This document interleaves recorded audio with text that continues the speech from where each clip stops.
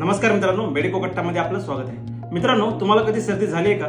चला तर आपण आज जाणून घेऊया की सर्दी आपल्याला कशामुळे होते। प्रामुख्याने सर्दी आपल्याला दोन गोष्टींमुळे होते। एक म्हणजे आपल्या शरीरात जेव्हा विषाणूचा प्रवेश होतो तेव्हा आपल्याला सर्दी होते, आणि दुसरं म्हणजे आपल्याला जेव्हा एखाद्या गोष्टीची ॲलर्जी असते आणि आपण त्या गोष्टीच्या संपर्कात येतो तेव्हा आपल्याला सर्दी होते। आज आपण पाहूया की कोणत्या विषाणूमुळे आपल्याला सर्दी होते आणि त्याची लक्षणे।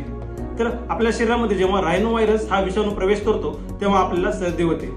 हा विषाणू जेव्हा प्रवेश करतो त्यानंतर 3 ते 4 दिवसांमध्ये आपल्याला सर्दी होते।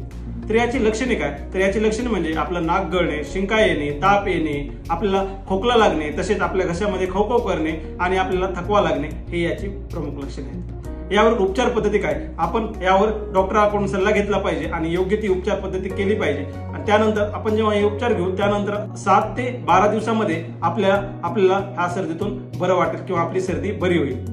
तर मित्रांनो, हे सर्दी कधी होते? तर प्रामुख्याने ही सर्दी हिवाळ्यामध्ये किंवा जेव्हा आपल्या वातावरणातील हवामान चेंज होईल तेव्हा आपल्याला प्रामुख्याने सर्दी होते। मित्रांनो, माहिती आवडली असेल तर लाईक, शेअर आणि सबस्क्राईब करा। धन्यवाद।